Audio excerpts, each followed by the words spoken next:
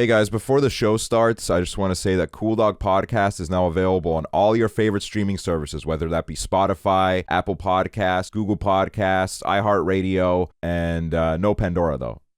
Sorry. If you're watching this on YouTube, make sure you are subscribed so you don't miss any new episodes, and maybe give us a good rating on Apple Podcasts. Today on the episode, we have my dear old friend Hoover, whom I have been friends with through the entirety of my career as a content creator. We talk about his imminent move to Austin, Texas, our Vidcon memories together, and quite a bit more, because this is a pretty long episode, so strap in. Welcome to the doghouse, everybody. Welcome back to COOLDOG.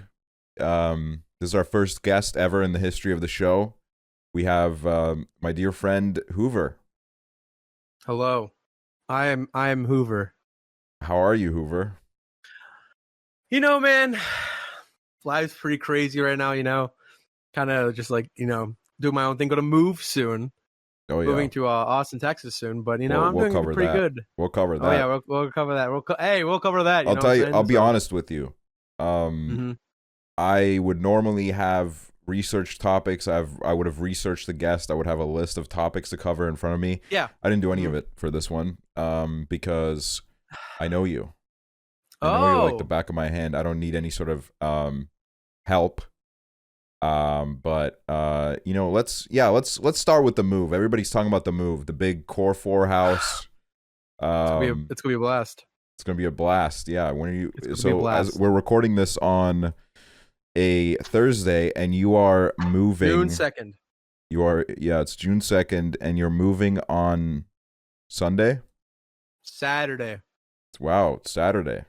You nervous? Somebody didn't do his research. I am nervous, as much as I do love the Kourys, they are pretry crazy, and this is the first time I'm moving out, so feel free. You can say whatever you want about them because they will not listen to this. Okay, yeah, they won't. They are too busy dealing with a moving company that has only just now, quote unquote, packed their bags into a U-Haul. So yeah, it's been a month. That's a whole saga that they're dealing with, which is I can't believe I'm going to be there before the fucking furniture is going to be there. Yeah, it's literally been a month, and I don't want to point any fingers on the COOLDOG show. We're here to spread positivity, but exactly, the Kourys, they love to cheap out on things, so that's why that happened. Damn truth. Did you ever think you would move to Texas? Did you ever? Was that ever in your life plans? No, like I genuinely thought that at some point I was either going to move to California or Colorado.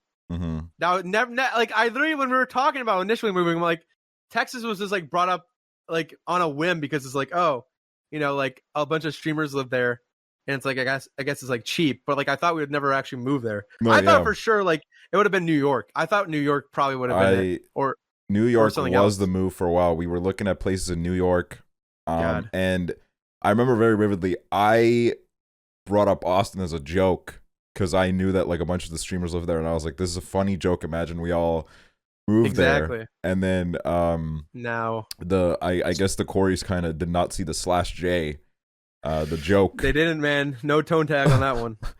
And nobody knew. Now we're going to Texas. I will get there eventually, but you are already on your way. I'm on my way. Yeah, I mean, when it comes to Texas, I mean, I guess Austin is like the most like the least Republican place to be in Texas. Most liberal, most like least dangerous. Yeah, exactly. But knowing Weston, he kind of misses the other parts of Texas. You know what I'm saying? Oh yeah, I mean hardcore Republican, North Carolina boy. Exactly, man. And I mean, we look past the differences. Moving in, it's gonna be difficult. This guy always yanking my chain, always pulling these pranks, but I think we'll get by. Mm-hmm. No, yeah, mm-hmm. I don't know. I think it's interesting. I think it's interesting living in like a streamer central. Yeah, that's part of the reason why I'm like kind of really planning on taking my time getting there, because I mean I'm leaving a 1.5 year long isolation. I'm probably a little bit socially inept. Dude, I know for a fact like it's gonna be like a little bit of a learning curve, because I mean like I hung out with like my friends like the other week, like my Weston and Kalynn, like in comparison, like people I was talking to, it's like completely different vibe. No, So- yeah, different. Like, no, yeah, I get the same thing as like, you know, when I talk to my friends that are not in the industry, as we say, Exactly. it's a whole different thing. I can't drop a little, you know, Dream S&P joke. They don't get it because they're normal. Because they don't have brainworms and they don't exactly look and see it all over Twitter because like it's recommended differently for them. Exactly. They probably don't even use Twitter. Normal people, they don't really like Twitter. They like Instagram. They Instagram is more up their alley. On Instagram, you don't have to see a lot of the brainworms don't leak over. All you get is ass. Get ass on Instagram, ass up and down. You get a little horny sometimes on Instagram, but that's about it. Exactly, that's all you get. Not that many brainworms in comparison. Yeah, no, but yeah, I was just like, there's many reasons why, you know, I want to go do different things. I want to go see different stuff. And I mean, I also just like, listen, man, I'm not coming out of a 1.5 year long isolation and then walking straight onto like a Mischief stream. You know, hell no, dude. Yeah. I'm gonna be weird champed. I'm gonna become the laughing stock of Twitch. I can't do top that. clip, talk of LSF. Cannot handle that right now. So I would really rather not do that. Yeah. But yeah, I would have never in my life thought that moving to Texas would be an option for me. Not that I wanted it to be an option. I just never. It's a crazy one. Yeah, because I mean, you know, me and you, we've known each other for 4 years now. This year, I remember we met. You know, we were introduced by our mutual friends, and then we played PUBG. We played PUBG. We played which was PUBG. Great back then. Yeah. Right back then. Right after the release of Kendrick Lamar's single "Humble." Yeah, for Damn, I remember that was I think it was the day after is when we met. Which is crazy that we did not know each other before then, which is kind of weird. I to know think about it was kind of a while. Yeah, but even then, like after we met, you know, we didn't really become that close for a while. It was like a couple months, and then we started talking more. Because like it was like we talked for like a bit, because like a random like PUBG call, we need like one more person. Then you're like, oh, Aksel will join, and then you join. We were talking about it, but then after that, it wasn't like every single day we were like calling or whatever. It was more so like, I don't know, like, oh, that's Aksel now. Like I followed you or whatever, I think, and then we started talking more. No, yeah, I feel like we really didn't get super close until the Reddit crew time. If to any listeners that are not aware, me and Hoover were a part of a group called the Reddit crew, which consisted of who knows even who, because I don't think anybody had any idea. Fucking 5 million people. Like we had some substitute teachers sometimes, man. Like literally, like it was, you know, it was like I look back on that time fondly, mostly because I made a lot of money. Yeah, it was a good time for the money. It was a good time for the money. The CPM for the Reddit videos was pretty good. Pretty good. It was good CPM. Yeah, and then I you know, it kind of I made like 5 Reddit videos and I was like, I can't do this anymore. This is the only time I've ever gotten hate comments in my life was when I made Reddit videos, because everybody would be like, you're ripping off Suit House, who is also Wilbur Suit originated from. I can't believe like we all stemmed from that like group period, like of us. Like there's like 2 Reddit groups, and then Wilbur Suit. No, yeah, that is crazy how now Wilbur is this like crazy big streamer, and we were. I never saw it as this way, but when I met Wilbur, this wasn't my first time meeting him. I met him at Twitchcon prior to this, but this was my first time where I probably got to like hang out with him. We hung out at James Marriott's house, and he was like talking to me. He was like, he kind of let me know. I was like, I hated you guys, and I was like, what? I was like, I didn't even see it that way. Like the rivalry is deep down, man. It's deep. All right. Yeah. It cuts back years and years. All right. Yeah. It's long beef with us and Wilbur Suit. Yeah. Yeah. Apparently there was beef. I didn't know. I was just kind of like, was like, oh, money. Reddit videos. Hey, you know, we're all doing videos. Yeah, exactly. But yeah, it was interesting in that sense. But it is crazy to see how everything's kind of changed since then. Everything. Oh, yeah. You know, like I feel like us content wise, you know, we were YouTubers back then. Yeah, literally. Like we were. I mean, I was uploading like pretty consistently in December, and then I was like picking back up, you know, like towards like Marchish, and then like it's like everything's kind of changed now where it's like I'm not fucking doing YouTube videos. Are you fucking kidding me? Like that's just never happening again. No, yeah, I'm just streaming. I definitely want to get back into videos, but it's been a while. It's been a year and a half for me. It's been a long. I think mine was too. Mine literally was in March, and then it was me like doing the fucking sock puppet shit. And I was like losing my mind, and I just never uploaded it again because I had no clue. Yeah, no, mind changes. I felt quarantine was like kind of the perfect time to upload, and I couldn't. Streaming was easier. It's streaming is like so much easier just because it's like you click a button and then you just go live and you can basically do whatever the fuck you want. Like you can eat, you can sleep, you can do whatever you want on stream. It's like it's not really as hard as like sitting down doing like tedious editing and like chopping up and all this shit. And it's like that takes like 6 hours. Like streams can take like 3 hours and be like, oh, I made this much money to make. No, yeah, I saw Miskiff like one time talk about how much harder streaming is, and you know, as someone who I feel like I've done both. Mm-hmm. Dude, streaming is so much easier. Like it's just it's so much easier. It's so much. I would say that finishing a good video is more rewarding, a lot more rewarding in a way, because it's like, you know, when I would like really make well edited videos, it would take me like weeks, and then finally getting to put that out there and like seeing the response that you've been waiting for, you know, weeks.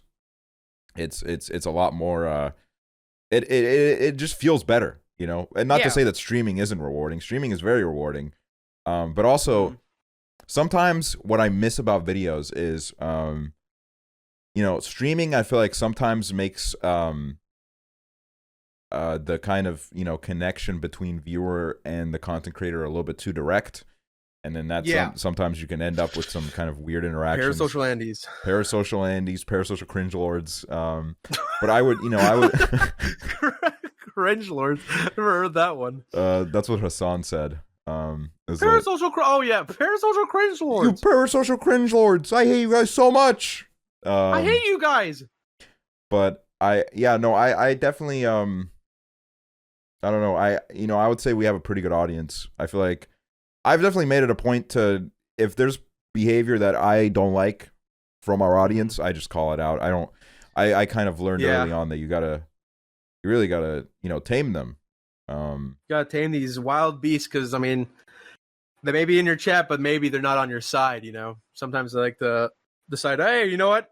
How will we spam like F or like Monka S and not just get freaked? I'm like, hold on, you're like, can we like not do this? You're not like freaking me out. Like I just don't like it. And then like, once you do that, it's like, oh, they're not gonna do it anymore. Yeah, that's simple. I definitely am like, I'm pretty proud of the community that we fostered. I think it's what I find most fascinating about our community is that you know, I feel like if an unsuspecting soul laid eyes on our Twitch chat, they would say, oh, this is just like a general Twitch audience. They use emotes and stuff. It's not like some of the other communities that do not use emotes and spam some sort of diarrhea all over the chat. Front 5 letters. Yeah, but you know, I would say that we've kind of brought over a lot of people that I feel like otherwise would not be in this space, and they've kind of like, you know, otherwise, you know, I feel like there's not a lot of I don't know, like our viewers don't really fit like the stereotypical Twitch viewer image, although that image is kind of like shifting as we go, because Twitch is becoming more and more mainstream, and more and more mainstream Twitch streamers are kind of actually embracing Twitch culture. But I would say we were definitely ahead of the curve a little bit. Like we kind of like sorted things out more so than other streamers have, because like ours like got more refined and everyone else has kind of got like more out of control just because they got bigger and bigger and shit. So I definitely would say like, earlier on we definitely like refined everything. Yeah, I mean, this time last year still our chats were pretty shit, to be fair. Oh, dude. There were sometimes I was just like, I don't want to stream because like the chat was so bad. Like I was just like, what the fuck? Like, what is this? Like, why are y'all spamming this? Or like, why are y'all doing this? I'm like, I can't. It's made streaming a lot easier, kind of, you know, having this chat that you can work back and forth with. Exactly, because then it's like they in a way are like the content, because like you can just bounce off of them easier. But like if 5 million people are like just spamming like a question in all capitals, it's like it's hard not to ignore it and just be like, I don't want to fucking do this. Like at that point I'll just be like too pissed off. Like I can't understand like how people like, I know like there's different kinds of chat. Like there's the Aiden Ross viewer, the fucking MCYT viewer, but like sometimes like in chats they're just like, I'll see like spams of people like asking questions, and like I would fucking hate that for my stream. Like if everyone just kept spamming the same fucking question like 5 million times, like I'm so glad that we kind of refined our shit earlier, because like if it got to that point, I'd be like, dude, no, we're not doing this, because I can't work off of this. Like it's not fun. Yeah, I just really I hate Twitch chats where it feels like it's like a daycare, because the chat is like screaming instructions and like pointing at like Maxi gaming. Yeah, like you know, on our streams, or you know, any Twitch stream that has kind of, you know, adopted emote culture, when there's something, when something happens on the screen, they'll use an emote to reflect their emotions. But when they don't use emotes, they just like they yell out like a little baby. You know, they're like, oh, this is, oh my god, this is what's happening. This is, oh my god, this, you know, and it's just like, oh my god, you know, and also, you know, there's another like another side of Twitch that kind of falls under this umbrella as well, which is the hot tub streamers, which, you know, all respect to them. I respect the hustle. I could never do it because it literally just feels like running a daycare, because you gotta like, you gotta sort out little fun activities for these horn dogs, and you gotta make sure that they're all like, you know, oh, we're gonna do a little bit of Just Dance, and then I'll write some names. I got a banana, and banana. I'll write your name on the Rick and Morty banana. Yeah, like I was watching an Indie Fox stream, and it was like like she has this thing where it's like every like 50 subs, I think, she does a bikini change, right? And if she doesn't do a bikini change fast enough, these motherfuckers get mad. Like they go in chat and they're like, bikini change now, change the bikini. And it's like this, like, I don't know. You have to give her 50 subs. Like that's the thing. It's like you fall victim to it too. You're like, I gotta give her 50 subs now. It's like you fall victim to that. Insane, though.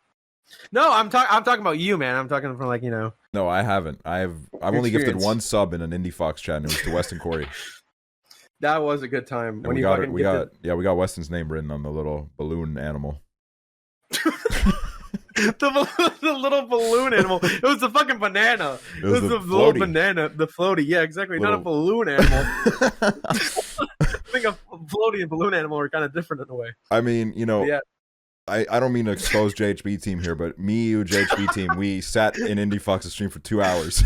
Literally, and just like watched her and just like observed chat, and like we would type sometimes like Indie Fox, like please, like read out our what's it called, like the horoscopes or whatever, like the cards, that shit.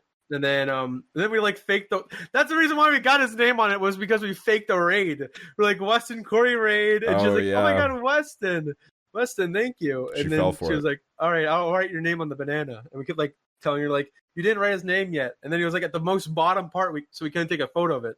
Like we had to wait for like 5 minutes for it to like turn. Our names were on it too, though, and we got pictures of that. And then we got scammed because she like slipped, and then the floaty, like the part that had Weston's name on it, went underwater, and then it just washed it off. It washed off Weston's name, which was fucked up, man. Yeah, it was a scam. But before that, I honestly did think that like Indie Fox like bought like 5 like of those big bananas. Like I never realized like she just wiped it off. Like I don't know why, I just never processed that. I'm like, oh, she's getting like more and more bananas. Like, that would be pretty terrifying if she had like a fucking warehouse full of those just names. It'd make no sense. It makes a lot more sense that it's fucking dry erase markers. She could sell them. That could be, people would fucking pay. True, because she's written them. I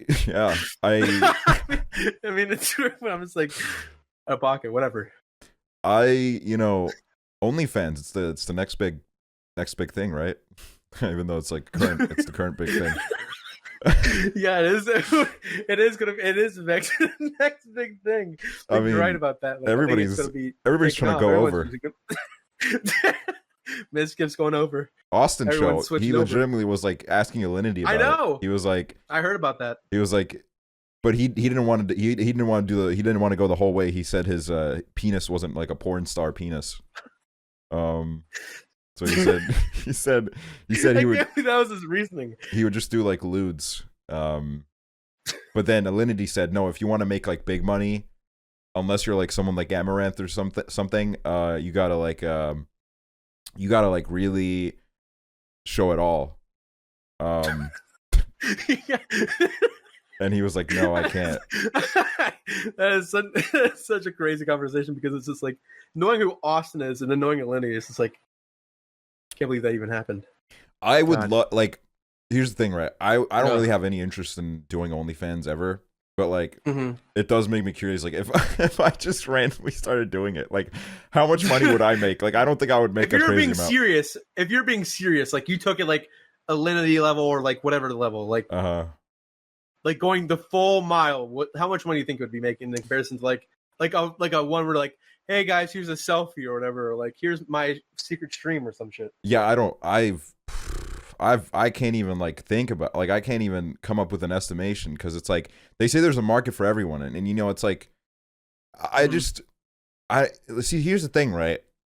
Alinity said it perfectly, where it's like I feel like you really have to be in it you have to enjoy doing it, not only for the money, but also just enjoy doing itself, because you know, kind of your enjoyment reflects in the art. So exactly, same with like streaming too, honestly. Exactly, making yeah. YouTube videos. Yeah, like make sure you like doing that instead of like just going for the money. Because if you just go for the money, like have fun, because like it's not a fun road. Exactly, it's not worth it. Like if you're just like, you know, if you're taking like nudes and you got like your wiener out and your sad faces in the picture, I feel like that makes people that makes people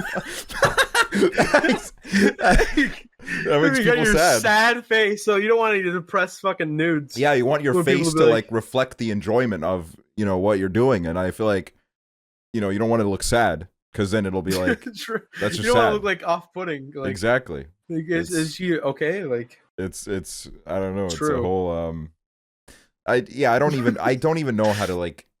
You know, here's the thing, right? I've always kind of been like not that I find myself to be the ugly friend, but I've always found myself to be the ugly friend. You know, all my friends are always not like, it's always like whether it be in content creation, but everyone's always like thirsting for my friends over me. Oh yeah, I'm on that side too. But now with like TikTok, it really like finds everyone's niche. So I've seen thirst TikToks for both of us, man. Like there's a market for both of us now. There's some crazy. There is crazy. People love us, man. Crazy.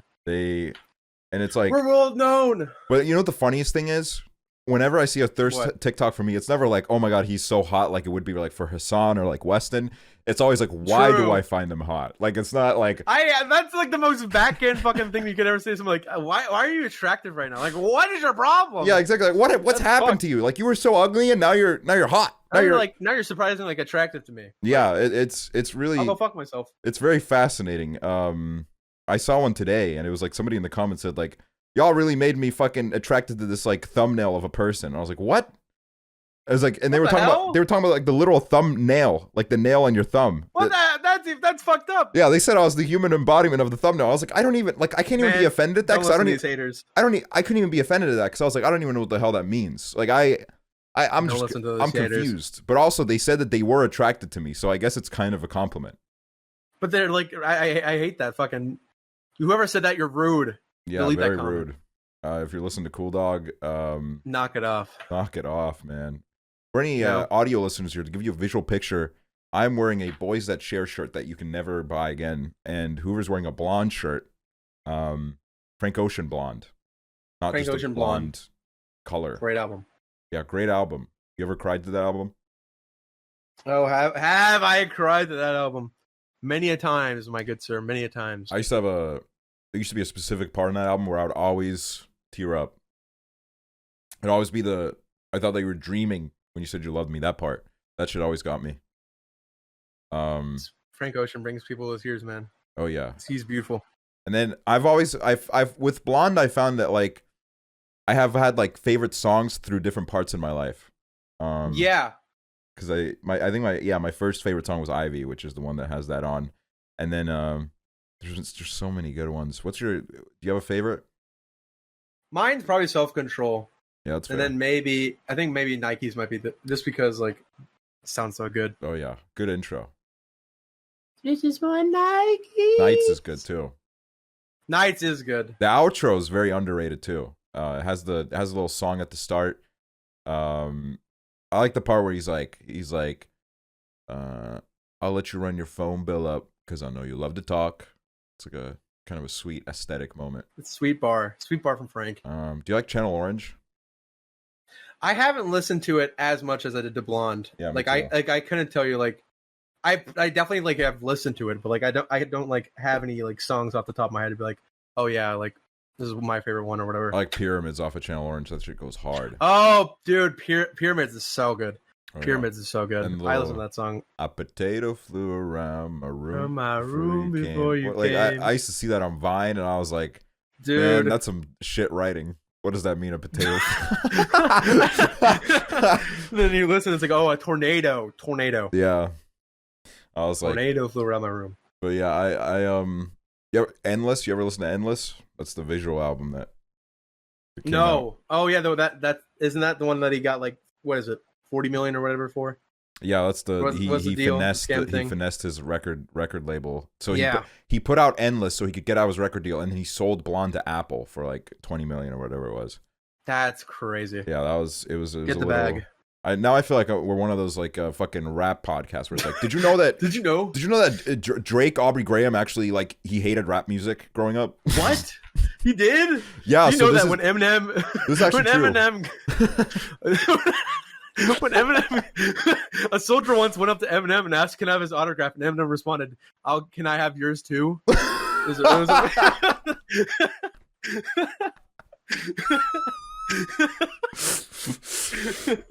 man, that shit's crazy. It's inspirational stuff.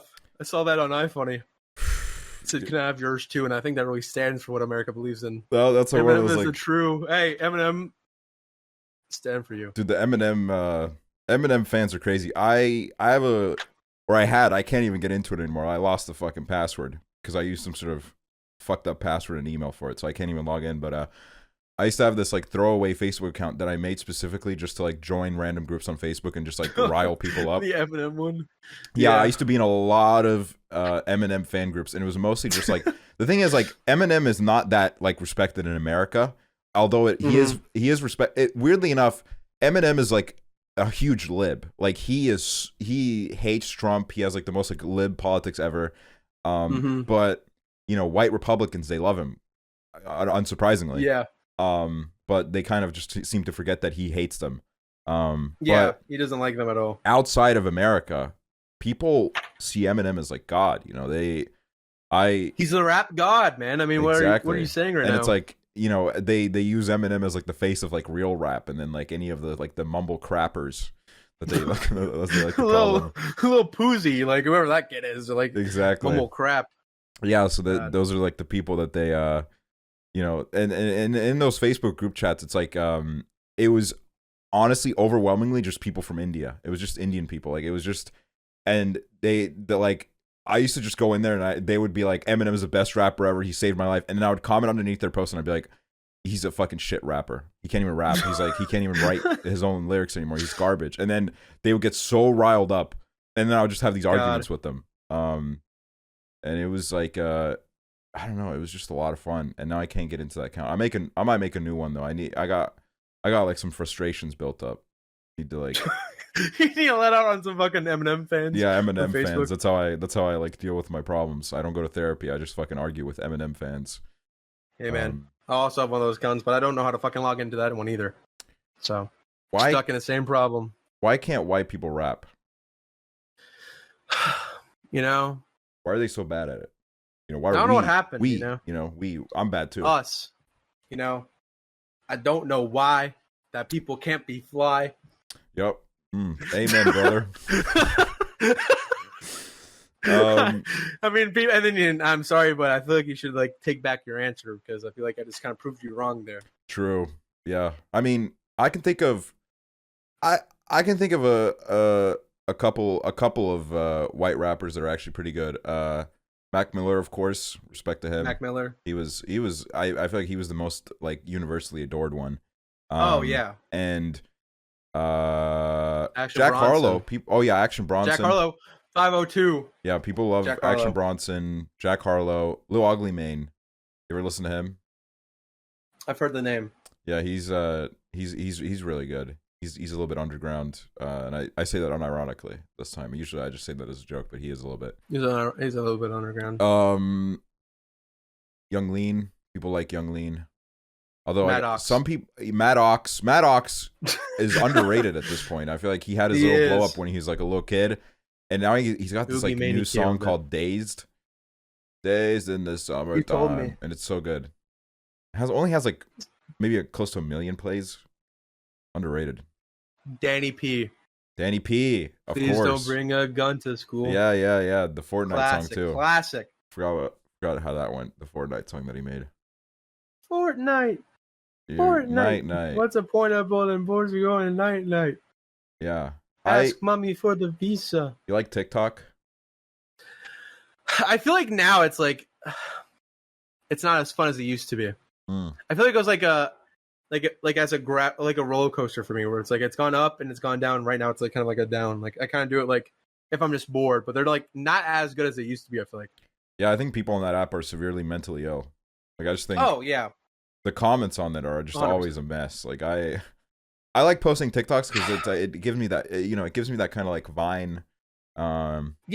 Satisfaction. Like post like whatever like random like short ideas you have in your head, and you can be like, oh, yeah, it takes off, and you're like, ooh, people like it. It is literally my worst nightmare to like blow up and like become a TikToker. Like I can't deal with like, the TikToker audience. TikToker audience, I feel like it does not mesh as well into Twitch culture as other groups do. Like I feel like with like the 4 Freak Show, like it did, but like if you took that audience and then you sent them to Soda Pop and shit, like that is not like kind of like chat where it's like they're going to get along. Like absolutely, there's a lot of conflict with that. Also, TikTok audiences, they're less likely to have like an actual computer, so they can't even like get like better Twitch TV and stuff. Can't even. They'll just see a bunch of people saying Monka S, and they'll be like, "What does that mean?" I don't know what this means. Mom, help me. I the problem with TikTok is every time I'm on it, I just feel like I'm completely wasting my time. Like I don't. Yeah. It's very rarely that I'll see a TikTok that I'll laugh at. I'll just scroll endlessly because the scrolling feature is just like it's perfectly set up to just like kill me, like totally kill my time, waste my time on this planet. Keep me hooked on my phone because it's like it's very rarely that I'll actually see a TikTok and laugh. I literally just scroll on my TikTok now. I feel like, and I just like wait. I like scroll to find a relatable TikTok, like one of you all. Like I'll find like if I find one like that relates to Kalynn, I'll send it to Kalynn. If I find one like relates to Weston, I'll send it to Weston. If I find one like relates to you, I'll send it to you. Like I don't really like necessarily like look and be like, oh, this is a funny one. I'll see one and be like, oh, this reminds me of this, and then I just send it because it's like I don't know what else to do. Yeah. Because Twitter, it's also for me like Twitter is not how it used to be. I don't care about Twitter anymore. Yeah, Twitter is go on. Twitter is I don't know, dude. Twitter, man, the private quote retweets. That's just like, listen, if you have get out of my head. If you have a problem with me, listen, let's make it public. Let's talk. Say it to my face. Yeah, let's talk about I'm watching you. We know about the private quote retweets, so just say it. Just say it in front of everyone. Exactly. But at this point, I'm also like, man, like that's the thing about like a lot of these people is like they don't exist outside the internet because first of all, if they appear as a private quote retweet, there's zero chance that they exist in real life. Like, I'm sorry, but like if you gotta hide behind a little like private account, that's you're not gonna be the one confronting me on the streets, Exactly. Like, hey, what's up, buddy? I would literally be so confused if somebody like confronted me on the streets. I'd be like, what the fuck? I was thinking about that. I'm like, I could see it like happening like at some random point, but like I don't know like what I would do for like somebody like, what the fuck is your problem, buddy? Like just like fucking be up in my face, like. But I've seen it happen. Like some TikTokers it happens to. They just be confronted, be like, fuck you. What is your problem? My problem. That's kind of like a deep question. I'm going to trauma dump here a lot. So that's what the show's for. I trauma dumped all first episode. My trauma dump. My problem is, this room, watching the Bo Burnham special, I realized I need to get the fuck out of here. That's why I'm like, I'm not prepared to move out necessarily in a way where it's like, I'm like comfortable. But like I realized that at some point it's like when am I going to be comfortable? Because I'm just going to be too comfortable here, and then it's like never going to want to leave. So it's like, I know that like going out of my house now will help me with my mental health, because I've literally been in like this room for like the past year, not really doing anything. I really saw people twice, maybe 3 times within last year, like other people outside of this house. I barely came upstairs. So it's like, I'm just down here with like the one tiny like jail window. Like imagine a jail window that's literally like the size of my window, because I'm in the basement. And it's like, I realized like how bad of a effect it's had on my mental health. And it's like, that is my problem. But I'm going to have it solved when Weston Kalynn Koury wake me up at 7 a.m. to fucking go get coffee. Yeah, exactly. Do you even like coffee? No. But I'll try their coffee. It's going to be heartbreaking for them. I like my coffee like a chocolate milkshake. You know what I mean? Like you can barely taste the fucking coffee, and it's just like basically like a milkshake. Like that's how I like my coffee. Like I can never have it like how they have it. It's like, I'm gonna have ice with almond milk, and I don't know what the fuck they put in their coffee, but I never have it like that. But I'll try it. Here's my whole idea about the whole like everybody's drinking iced coffee now, right? You know what coffee does? Makes your bowels move faster. So you see all these hot girls drinking hot, iced coffee, and it's like, damn, like they must be running to the toilet all day. Like it's just... Is that what you're thinking when you see a girl with coffee? You're thinking they must be going to the bathroom an awful lot today. It is something that I don't think about it all the time, but it crosses my mind where it's like, what are these people's bowel movements like if they just drink coffee so much? Like, or have they, or are they like some sort of like Iron Men where like they just, I don't even know what that means. Iron Man. I don't know why I said that, but it's like, what it's like Newt. Iron Man. But it's like, I don't know. Like I don't get it. Yeah, I really don't understand like how they're able to drink coffee as much as they do. I drank it once a week for like a month, and I felt like I was gonna die sometimes. It was a little too much. I had to quit caffeine for a while because my last video that I uploaded, it was a sponsored video and I had a deadline. I was having like a mental breakdown half of that month, so I was like, I left it till like last minute basically. So I was like, I think when I uploaded it, I had been up for like 34 hours because I was just finishing Jesus. it. And the reason, the way I really powered through it was I drank, like 3 Red Bulls that were about, this big, very big Red Bulls. To our audio listeners, the biggest kind of Red Bull that you can get. About this big. Yeah. I thought I was going to die that night. My heart was like skipping beats and shit when I was in bed. I was like, yeah. Oh, shit, like I was like, I fucked up, but also I was like, I got the bag, so I was like, I got the bag. Hey, if I die, at least I got something to leave for my family. Got the bag on my grave. But yeah, after that, I had to quit caffeine for a while because it almost gave me like panic attacks and shit. Whenever I would drink it, it made me really anxious. And when I met the Kourys in London, Vidcon London 2020, I wasn't drinking caffeine at that time because I was still like recovering from that. So I would get hot chocolate whenever I would go to, because they would go to Starbucks like twice a day or whatever. So I just had to, I got the hot chocolate, and I mean, it was good, but I started sweating as I normally do. Sweating like a racehorse because you got a hot chocolate. Sweating like a fucking, like now I'm like pretty okay with caffeine, but it's not a daily thing for me. And I don't think it ever will be. I am just. Yeah. Whenever I'm at my sister's house, she has like a fucking espresso machine, so she always just like makes me coffee. But I'm also like, you drink this shit every day, like it's not that good, like it's okay, like I'm not to insult my sister's coffee. No, it's not even her coffee, it's the machine's coffee. Also, I don't think she would fucking listen to this shit anyway, so I can fucking say whatever I want about it. If you're listening, if you're listening, I like your coffee. I just don't think it's that good. It's talking mad shit. But like, I just, I don't know. Like I coffee is, I guess it's probably an acquired taste. I like tea. I'm more of a tea guy. Yeah, I can do Arnold Palmer's, which is like the tea, sweet tea, and lemonade mixed, and it's cold. But I'm not much even of a hot drink guy.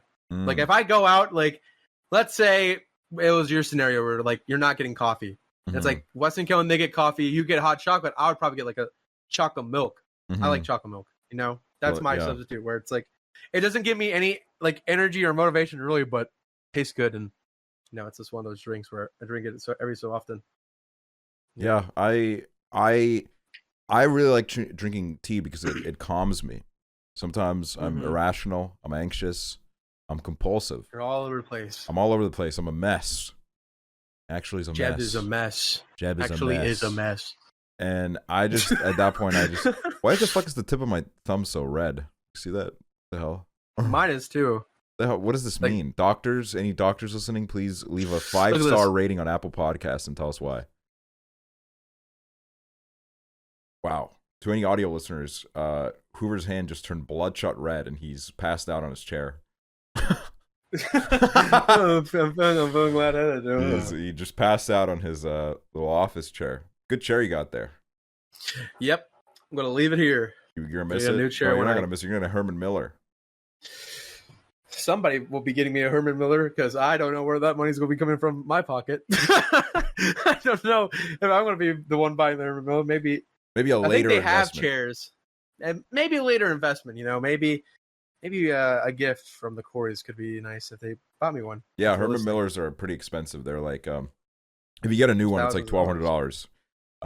But the smart thing is to get like a used one, secondhand one, and it's like $500. I got one a few months ago, and it's the most comfortable chair I've ever had. It's good to, it sounds irrational. It's like, why would you spend that much on a chair? But when your job includes you just sitting in your chair, it's I would say it's a pretty darn good investment, because before this I had one of those gaming chairs, which, word of advice for anybody, gaming chairs. Don't buy the fucking gaming chairs. The fucking, listen, they're overrated. They're so shit.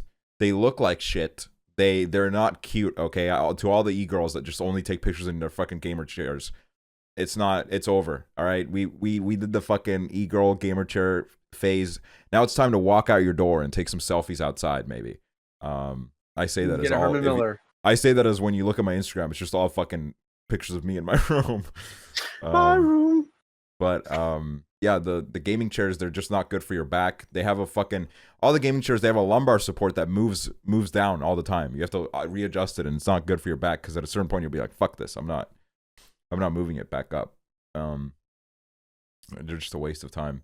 You like Billie Eilish? You like Billie Eilish music? I like Billie Eilish's music, Can't really say I'm a fan. I haven't really listened to a lot of her music. No, I don't really. Okay, well, yeah, I don't really care for it. I don't really care for it. Billie Eilish, do your thing. Keep dominating the charts. Go, girl. Yeah, you go, girl. Keep empowering yourself. Don't let those fucking conservative assholes like Steven Crowder. Assholes, fuck them. Yeah, they got really mad because of fucking, what is she, like 19 now? A 19-year-old girl said, I'm gonna dress how I want, and then like a 54-year-old Steven Crowder got pissed. I can't believe Billie Eilish would say this. Yeah, fuck you. Like, it's so fucking, suck my balls. It's literally the easiest job in the world to be like because a talking point. I don't know if they've said this, but this sounds like something they would say. These conservative fucking grifters, they'll make a point where they're like, it's like the OnlyFans is like the easiest job ever. But it's like, what the easiest job ever is? It's fucking being a little fucking conservative grifter, where you just like completely pander to these. This. Exactly, yeah. I can't believe this. Fucking people are living their life. Outraged. People, I can't believe this. I want as little government as possible, but at the same time, people cannot do what they want. Oh, like if you make your child wear a mask, you should be locked up in prison, because that is child abuse. I don't get this fucking anti-mask agenda. The masks aren't even that bad, and I say that as someone who wears glasses. Like the glasses wearers are the only ones that are allowed to complain about a mask, because it's like because of the fog. If you have a shitty mask, it'll fog up your entire shit. But then get a good mask. It's not even just masks are cool, man. They look cool. Masks are, I'm down to keep wearing a mask. It's not a problem. I don't think it's literally a problem for anyone. Like, if it's a problem, like if it's not a problem for nurses who wear it nonstop, like 8 hours a day, like working in the hospitals, like I think you can handle like you being outside for like, or like being indoors for, 2 hours, walking around a fucking Walmart with a mask on. Like, if you can't, you're a beta male and you're a loser. All right. If you can't wear a mask. Oh, you say, did you see? I don't care for the military. You know, they can do their things, but I don't like wars. Yeah, I don't like wars. I don't know why we're over there. To make money. Wars make money. That's why they happen. Exactly. They make money for the right people. Not the people who actually pay for the wars, which are just ordinary people. No, yeah. You what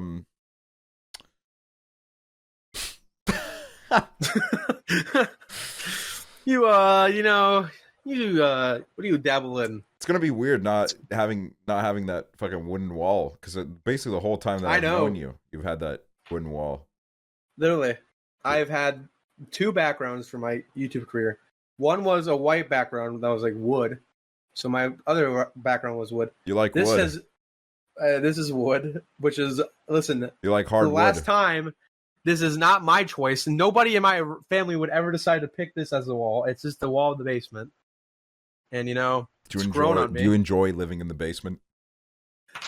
Here's the thing, the thing about living in the basement is it's got its ups and downs, right? Mm-hmm. Where it's like, I'm down here, I'm all by myself. That's a pro and a con when in and of itself. Of course. Being alone, sometimes it's like, oh, it's nice to be alone down here. Mm-hmm. It's also like, I've been in my room alone for a year, basically.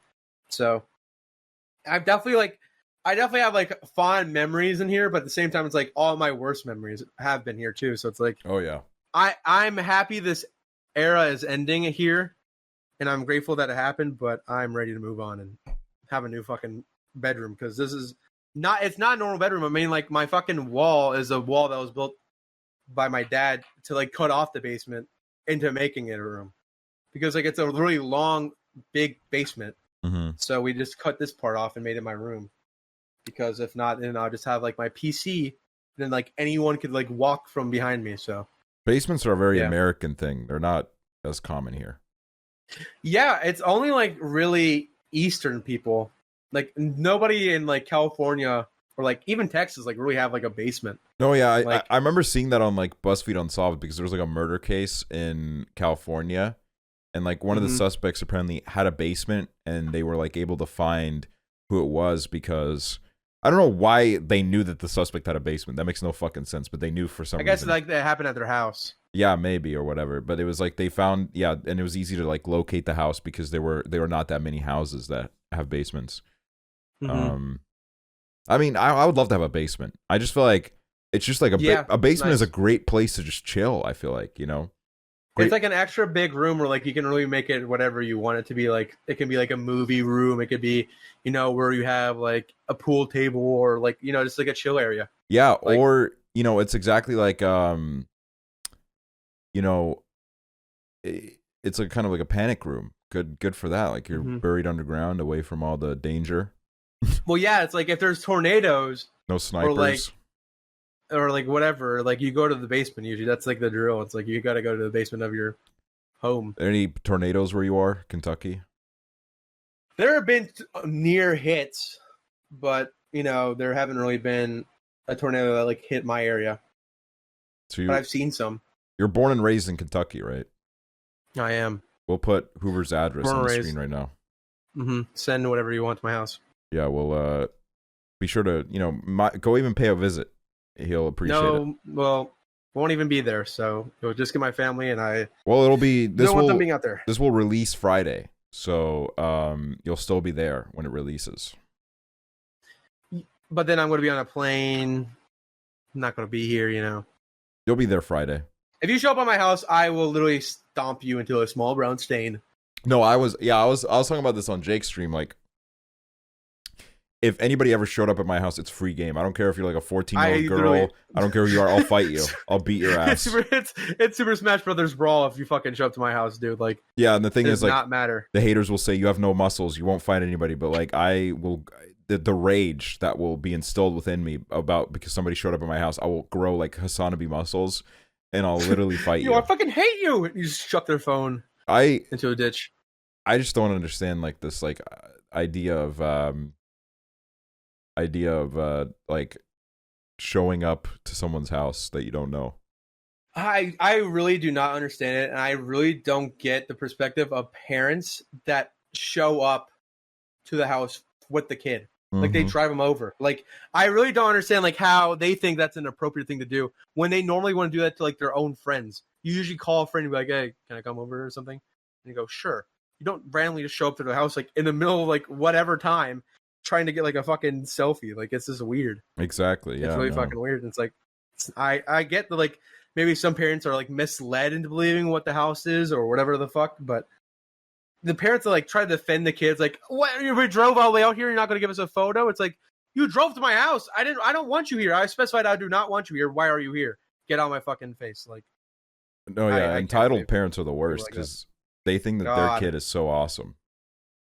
It's like they're not. Yeah, your kid is weird and funky. It's a very rare chance that your kid is special in any sort of way. Like your kid's probably just like the rest of us. Exactly. Do you ever realize that we're cool? We're cool. Oh yeah, hey, we're cool. We're cool. People think we're cool. Yeah, it's crazy. Yeah, I would say good amount of people out there. Did people think you were cool in school? Yeah, I would say in elementary school to like middle school was my peak. Jack. Then in freshman year I was funny, and then I just realized like, why am I pandering to half of these kids? Because I would never want to hang out with them. I'm literally just making them laugh. So I just kind of like, I don't even care. I didn't even care. No, I didn't even care.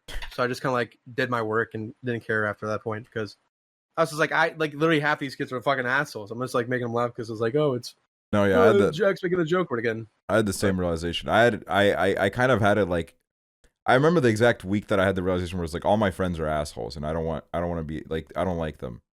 Like, exactly. And that's a very like easy thing to happen in high school because people in high school are just, not to give you the illusion that people are going to be nice later in life. Adults are also assholes. There's just a lot of, oh yeah. There's this grand illusion that once you become an adult, you stop being a bully. I think there's a lot of bullies that are adults. And oh yeah. The weird thing is it's even more enabled when you're an adult because people just like, they don't deal with adults like kids, when you have a bully in school, there'll be a teacher that'll be like, you're a little piece of shit. Come here. Let me fucking teach you a thing. Grab him by the neck. Yeah, grab him by the neck, throw him, fucking throw him down the steps. Yeah, exactly. Just the fucking fuck you asshole. The Estonian school experience. That's how it goes here. Kentucky one too. Oh, of course, man. That's what unites us, Chucking kids down the steps. Exactly. But like that's the thing about like any like high school, middle school, like there's a very rare chance that you will know these people for the rest of your life because you have so much you have so much growth ahead of you that you're gonna like, even if the person like is totally cool, you might grow apart, and also you might go to like your life's just you're gonna do different things in your life. It's kind of unrealistic to expect that you'll be around those people, so it's a good thing, and also sometimes it may be a sad thing because you like some of the people that you go to school with. But I would say in school I was kind of like I wasn't a popular kid, but at times I was the kid that got along with everybody. Like everybody thought I was chill. Yeah. I wasn't like going out there and be like, yo, I'm hanging out. I'd just be like, yo, what's up, Jack? And be like, hey, what's going on? But like, oh yeah, we gotta definitely invite Jack to this party. I wonder what it's like to go to school nowadays because but when I went to school, people were getting bullied for everything, man. Like, yeah. I'm surprised. I expected when people found out about my YouTube channel, I thought, okay, you know what? I've lived a long life of not being bullied, really.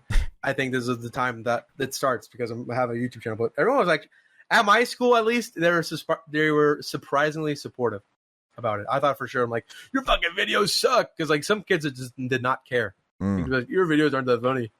No, yeah. They actually were nice.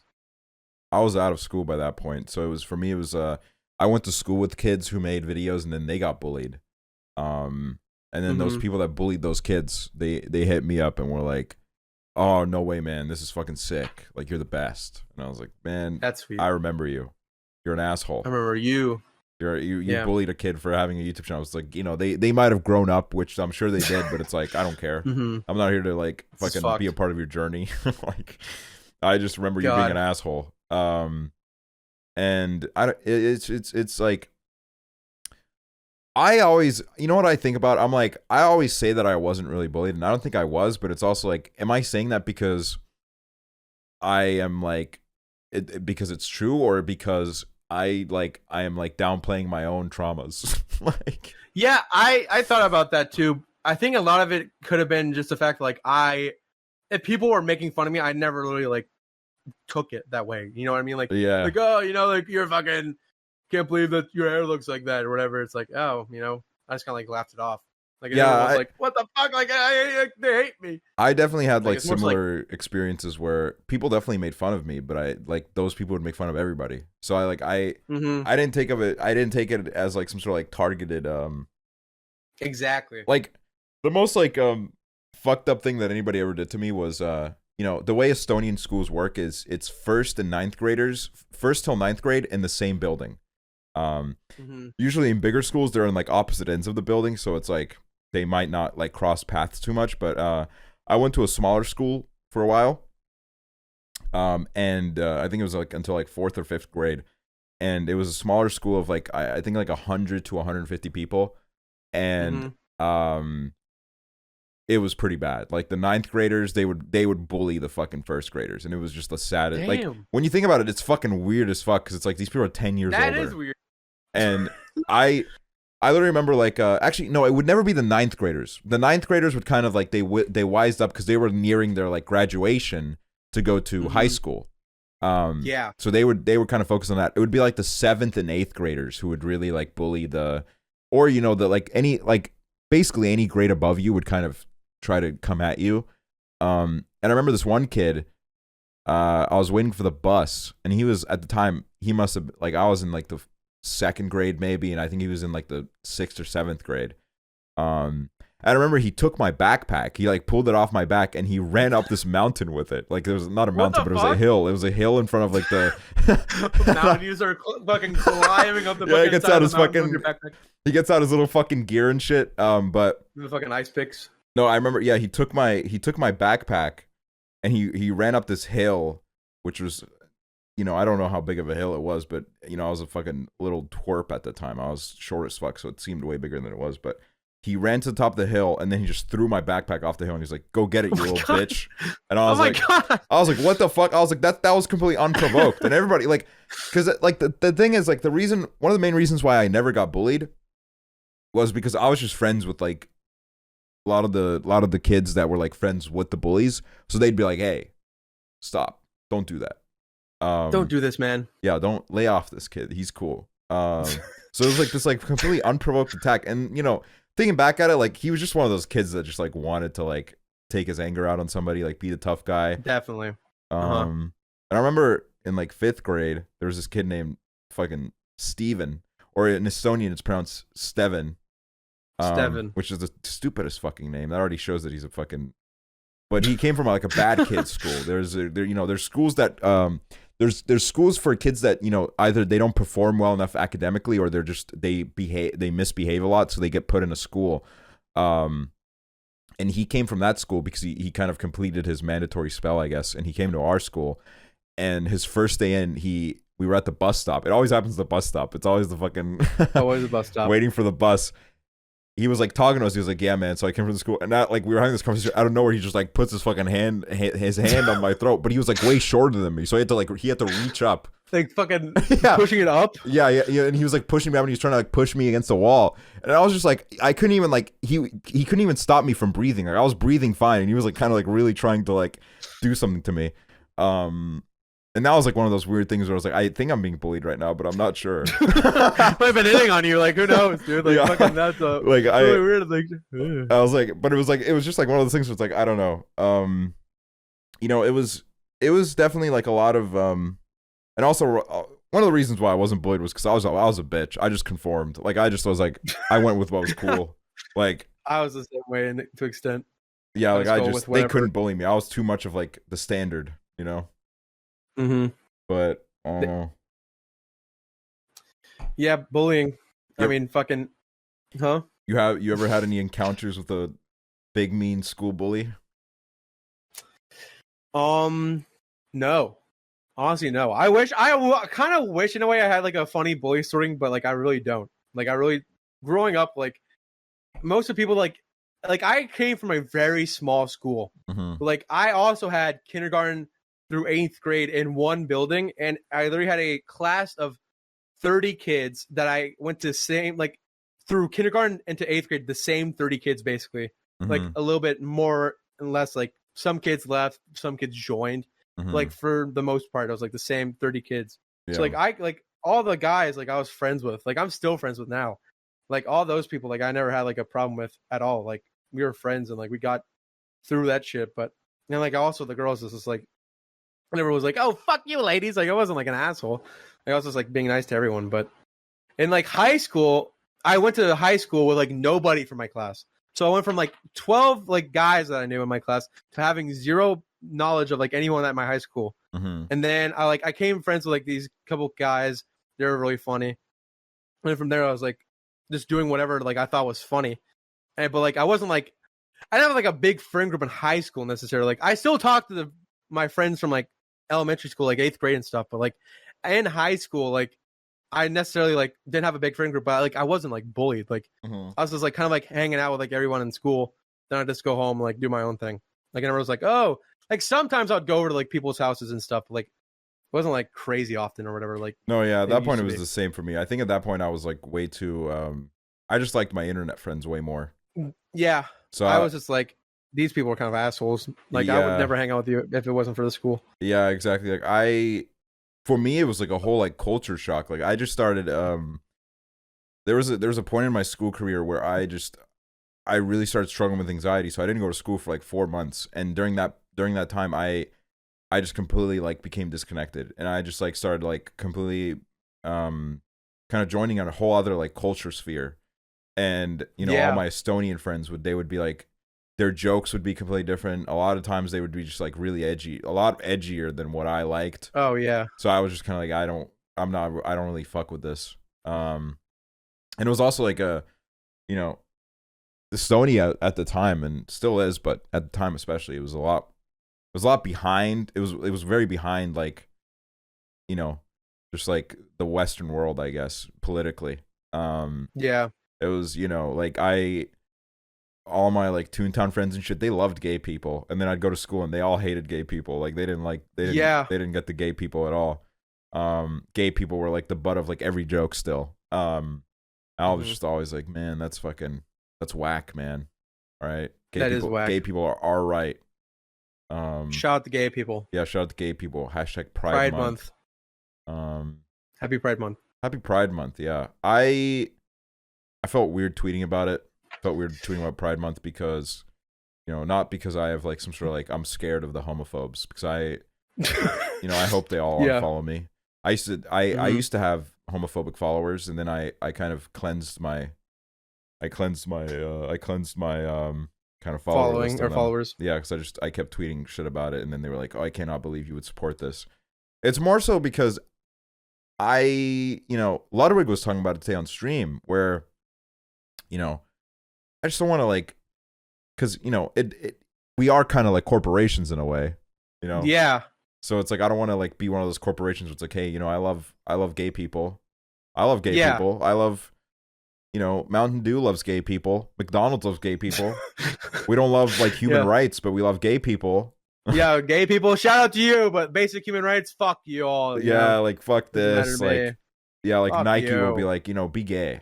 Be yourself, and be then gay, they'll be be gay, like, and also use our shoes to run. Yeah, use our shoes to run that we use like fucking like child slavery to make. Like it's like exactly. It's like it's like this like thing where because, you know, Ludwig also brought up a good point where it's like, you know, not to diss anybody, because, you know, at the end of the day, it's a net positive that people are, you know, positive about gay people.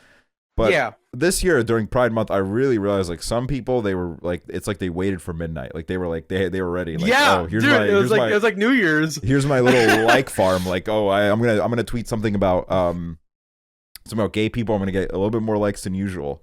Yeah, exactly. Because, you know, that's just what it felt like this year. And in the last year too. Honestly, the year before that, I don't even remember anything. Not only just because I don't remember a whole lot from that year. My fucking memory is just I smoked a little bit too much weed. My memory isn't good anymore. Little weed. But like I don't know, man. Like you know, I'm bisexual. I don't hate gay people, obviously. Mm-hmm. You know, And I talk to you, so I don't hate gay people. Clearly, you have a gay friend, and that's all you need to not hate gay people. You know, that's how it works. That's exactly how it works, baby. /J. But yeah, for anybody who doesn't, you know, thinks we're being serious, just in case. But for the visual learners, exactly. Oh yeah, /J. For any audio /J. listeners, he did a little. This is a / Exactly. Yeah. J for the visual learners. But yeah, I don't know, man. Like I don't like panderers. I don't like people that pander. Yeah, that's the reason why I was just like, I understand like Pride Month, I'm like happy for everyone celebrating Pride Month or whatever, but it's just like when I thought about like tweeting about it, I was just like, I just feel like if I did it, it would be like I would come up with like a phrase and just like feel so pandery. I was like, I don't really want to do this. Like, I feel like, you know, gay people, they're celebrating the Pride Month. Like, I don't think they're like, if people are like waiting on the fucking Hoover tweet, like, guys, we need this Hoover Pride Month tweet. Like, I feel like you know where my stance is. Like, I'm obviously happy for everybody. Like, love or you love Happy Pride Month. Like, but like, if I made a tweet about it, I just feel like, for me at least, like, I was just like, there's no way I can do it without feeling like a little bit weird about it. Like, just like Happy Pride Month, like, just out of nowhere, because I don't really even like tweet that much to begin with. But then like just to like kind of like farm likes to be like Happy Pride Month. Yeah, because I was gay. You know, I don't really know. I feel that. Like I just like you know, I think the most frustrating part is the fact that there's a lot of straight cis people that will you know, they'll tweet Happy Pride Month and then they won't do shit. Like, yeah, you know, people with a platform, they won't raise money, or they won't like put on their, you know, they won't like help like promote, you know, LGBTQ creators. And at that point it's just like, you know, everybody wants to help, everybody wants to be nice, but it's like, I just like, man, like I don't like this. Like, you know, this is just me personally, you know, your approach to your sexuality is whatever it is, but like, I don't like this. Like, I've said it multiple times before, but I don't fuck with like the babying of like the LGBTQ people, man. Like there's a lot of like, cushiony, like, you know, and I get that there's a lot of young LGBTQ people that, you know, might feel comfortable that way, but there, in some areas it's gone to like an uncomfortable extent where it's just like, it's like people treat gay people like they're like some sort of like little snowflakes that like need to be like, or like a survivor, like, we're here for you. And it's like, we're proud of you. I definitely understand it. Where it's like, I just don't want to like come off like by like also by the thing of tweeting. It's like, I realize where it's just kind of, if I did it right, it's just kind of like my basic thing, like, you know, I'm thinking of gay people, you know, hey, I'm thinking of gay people. And it's like, that's like, okay, Hoover's thinking of gay people right now. Like, yeah, that's literally how some people go to approach it, where they'll just tweet and be like, I'm not doing really anything for this, but you know, hey, support, I'm thinking about you. Yeah, like, I don't hate you guys. I don't hate you all, you know, I love you all. Creator tweets, I don't hate gay people, goes trending. He's so amazing. Exactly. He doesn't hate gay people. This is amazing. Does not hate gay people. This is a big win for the LGBTQ community. This is the best. Does not hate gay people. Breaking news, CNN, Fox News. Yeah, I noticed it during like International Women's Day, where you know, it was a funny tweet to be like, women, thumbs up. Women. A shout out to women. Shout out to women. I've been there, done that. Yeah, like me and Hoover have been doing this bit for like 4 years. All right, like get in the back seat, man. Like and then everybody started doing it, and then at that point it's like, man, it's like if everybody's doing it, it just turns into this like obnoxious thing. Where it's like, oh, women, repeat. Oh, women, awesome. Love you, women. Yeah, I mean, I do love women. Women are amazing. Shout out to women. Hey, I was raised by women. Not a single every male figure left my life. Boompa's still here for me. Boompa and Dad. Shout out to Boompa and Dad. My cousins. Shout out to Boompa my cousins are men. And my cousins. My cousins are like 10 years older than me. They were like basically my father figures. And honestly, 24 Frames with Nick, father figure to both of us. True. And Lord Vega. That's our father. Lord Vega. Lord Vega, congratulated none of these people are dead. I'm just saying. Yeah. He said congrats on the podcast. I was like, thanks, Lord Vega. Aw. Lord Vega is... Love Lord Vega. You know, I imagine that a bunch of our viewers probably don't know who Lord Vega is. He is, you know, if I met him on the street, I would not expect him to be a YouTuber. Yeah. And if you saw him, you probably would never expect us to be in the same, like, group of people. Exactly. Like we both like I look completely different from like the vibe Lord Vega gives off. Yeah, you wouldn't like imagine that we hung out with him at VidCon. You know, like that's exactly. But that's the funniest part is I've met Lord Vega just as many times as I met anyone on the internet. Like the most I've met people is like 3 or 4 times, right? Lord Vega I've met 3 times. I met him at every single VidCon. I met him twice. I met him at VidCon, and then I went bowling with him, 24 Frames of Nick, and Joko, which is the most random. Like it's like Avengers coming together. But it was very fun. He pulled up in the biggest pickup truck ever. For if you don't know, if you don't know Lord Vega, here's the description of him. He's a bald, Hispanic man with tattoos who's very ripped. He's buff, very strong, and he has a lot of rings on his fingers. He's kind of like the original Corpse. Literally, Corpse is a wannabe of Lord Vega. Like everything Corpse wants to be is Lord Vega. Like I remember the first time the first time I saw him at a party, I was a little bit intimidated, but then as soon as he talked to me, sweetest man ever. He's so nice, so sweet. He gives the best dap ups, man. They always make such a good sound. I don't know how he's got it down to like perfection. Where I've dapped people up and it's been an unsatisfying experience. With Lord Vega, you'll immediately know, oh my god, it's like a perfect like he'll give you a good dap up, and then he'll give you a hug too. He'll give you a hug, and he just he takes care of everybody. Like he takes care of everybody. He really does. He's a very, very sweet guy.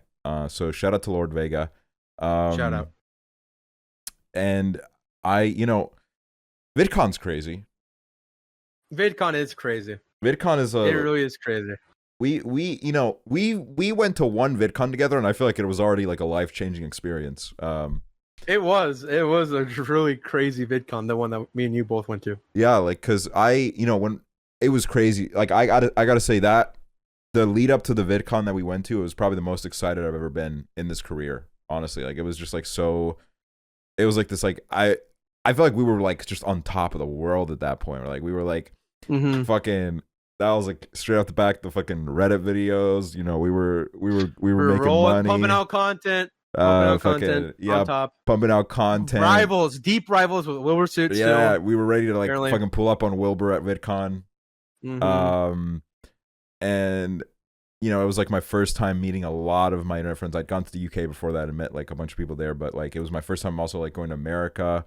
And I don't know, man. It was just like such an exciting time, and we met like so many people. I mean, we met Boogie 298, our hero, and the mascot of COOLDOG Podcast. Honestly, the one that everyone looks up to.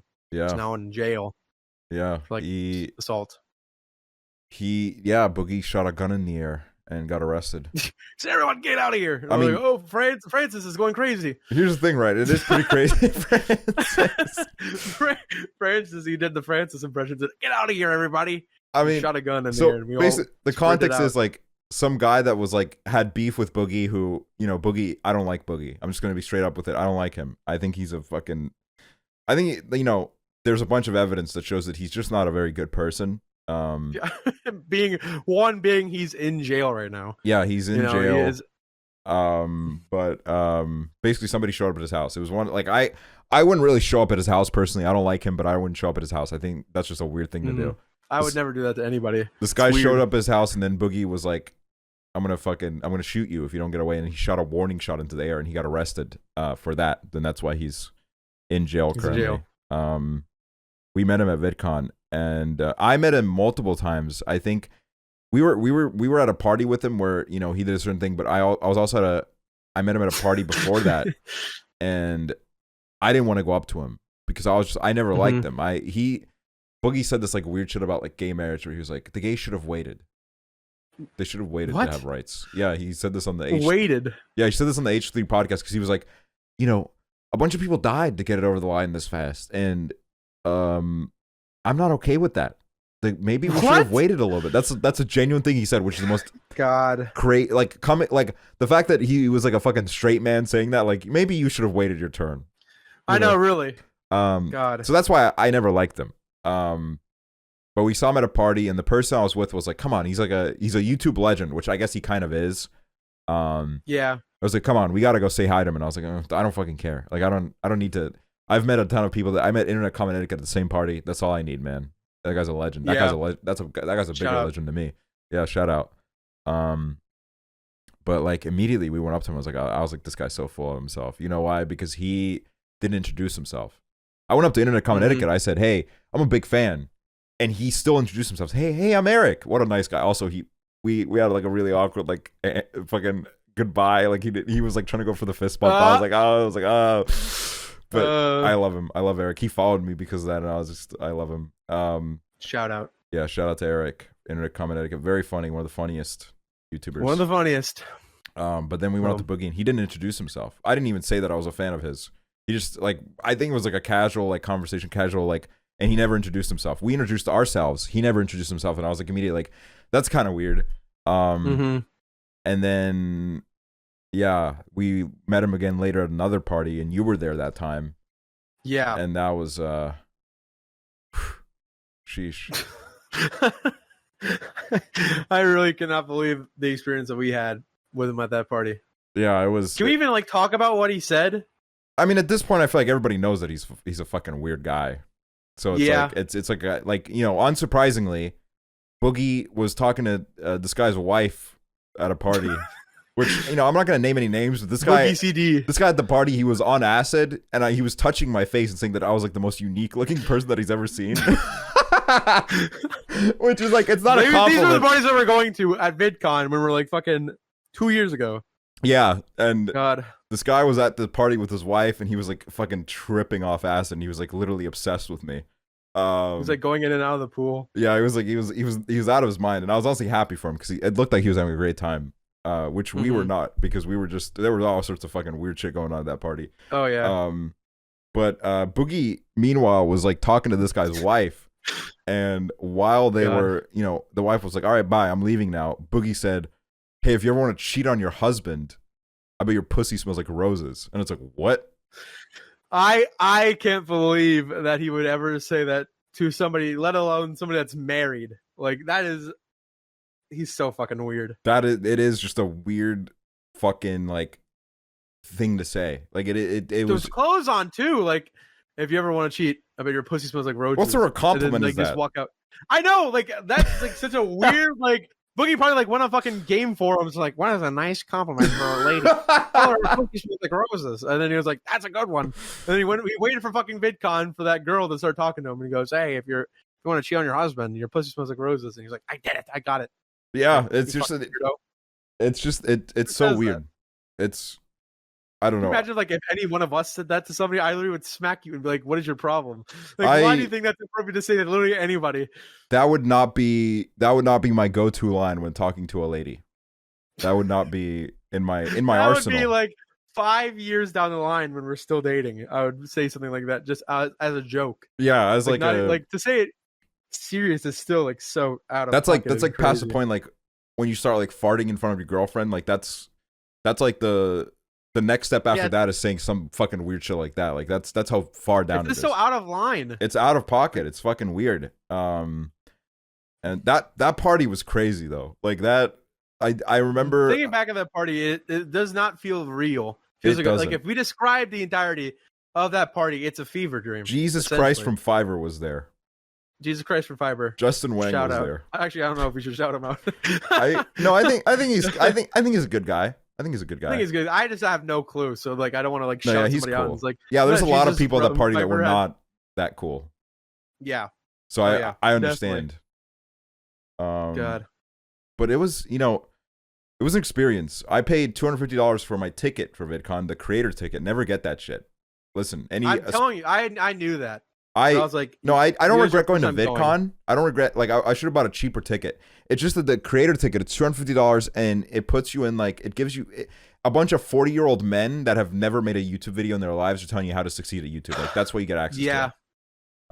Although I've been 3 times, and it's just like, it's not necessary at all. No, like, it's not. Like, once you go once, like, you've kind of got a gist, and like you can go back, but like never buy the creator shit, because it's like always like these weird like people that like you don't know. Like, you might see like one YouTuber that you know, but like you're not gonna see like actual big YouTubers up there. You're gonna see like some random guy like here's 50 tips on how to get the first 50 subs. It's like, what? Like, what are you talking about? Yeah, it's always some like, shit like that. Like, I want to see Tay on Day. Like, here's how you I get don't your wanna see kickstart. Like, here's how you get it rolling. Here's how you get the ball rolling. Like, it's like, what kind of cameras you should be using? I think you should use a blue Logitech. yeah, it's like, I know. it's like fucking, it's so stupid. It's a scam. It's a complete scam. Although I gotta say, I saw MatPat from like 10 feet away. Because That's pretty cool. Yeah, that was probably worth the money. Okay, maybe that's worth it. Maybe I caught a whiff of his cologne. Oh, what would you think? What would you describe it as? Very testosterone filled cologne, like like a strong manly. musk. Yeah, strong musk, manly is what I'd say. I also his lovely wife Stephanie Patrick was there too. Why'd you say her name like that? Stephanie Patrick. like you're announcing an award. Stephanie Patrick. She was there, and man, it's crazy. We made it. We did make it a little bit. We're doing this as a job. Yeah, I mean that's the reason why I'm able to move out. Is like I do this because of Liz. Because of Liz. It's honestly this is like majority of it is Liz. I did admit to her. A lot of this is just you giving insane amounts of money, but it is crazy that Liz is with or without Liz, we were still making it. Liz is our top Twitch donator of all time. It's not even close. She has given me in subs, and this doesn't even count the bits or donations, which she has also given a ton. In subs, she has given me close to, I think, 10,000 subs now, which is $50,000. Jesus, that is insane. That is insane, crazy. And I haven't told her this yet, but I would love to have her on a podcast and just kind of like have a conversation with her. See, like, because there was a long period where Liz was like, at the end of the month when I would get my Twitch paycheck, most of it would be from Liz. Literally. Literally, she was carrying kind of like my job for a while. And now, there's so many other supporters and stuff, and now I can actually, it's viable. It's not all on the shoulders of one person, but it wouldn't have been able to get here was it not for her. So I have a lot of 100%. appreciation for that person. I shout Liz. Yeah, shout out Liz. Like, she is just such a sweet person. And not even like, not even just because of the donations, but she's just such like a, good presence. I keep an eye, good presence in the community. Like, I keep an eye on the community, and she's around. And she kind of like, people look to her, and she's a very wholesome person. I just like today I saw her tweeting. It's like, hey, if you're finishing up the school year, take care of yourself. Good message to send. I wouldn't tweet that shit. Fuck that. I would be like, if you're in school still, if you're in school, you're a fucking loser. Yeah, literally, like, what are you doing with your life? You should be out there partying in Mexico and Caicos. Exactly. Like, school isn't even real, man. It's not. That's the thing. It's not. You can drop everything right now and go straight into the video world of YouTube and Twitch. It's not hard at all. It's not hard. Completely. Just fucking stream 12 hours a day and you'll make it, man. People don't think we're real. Yeah, stream 12 hours a day. That's the thing with us also. It's like we really did not really have to grind for Twitch like the way some people haven't, because we had our YouTube presences where you like converted them over time. Oh yeah. And so like when people ask like, oh, what would you do? How would you get big on Twitch? It's like I really can't tell you. When you first moved to Twitch, how many viewers were you getting? I want to say probably around 30 to like 50. Like, I was not getting that many. That's like crazy. at the start of it. So that's still that's a good growth you still had there. 30 to 50 viewers. You couldn't. That's no guarantee for success, man. Exactly. It was pretty crazy. I started with like 200 viewers, I think, and then at a certain point I moved up to like 300 viewers, and I was stuck at 300 viewers for like a year. There was no progress at all, and now in the last year I've become like it's crazy, it's still crazy looking over to my right and seeing, like 2,000 people are watching. That is crazy. You're broken the K, Andes. You're in the K's. You too, man. You've been breaking the K's recently. A little, yeah. See, that's how it started for me. You. That the fucking in September, I was like a 700 viewer Andy, and sometimes I would tip into the K's, and then as consistent streaming really does help a lot. I think you gotta do a little month where you just fucking go hard. Not even it doesn't have to be hard. Every day like 2 hours. Yeah, easy clap. You fucking. It's definitely gonna be a lot easier being in the Austin house because I'm not gonna stop like Weston Kalynn for content, like just do whatever. Because like here, it's like I have to wait for like my mom to be done like doing her meetings. I have to fucking wait and make sure like my internet's not gonna cut out. Like I have to check for all this shit. And it's like I also like know that everyone upstairs can hear me talk, and it's like all that kind of shit like contributes to like me not wanting to stream or whatever. But I feel like being in a house with like the Kourys who are like actually like to an extent motivated, like it will help motivate me because I've kind of been like self-motivating myself for a lot of it.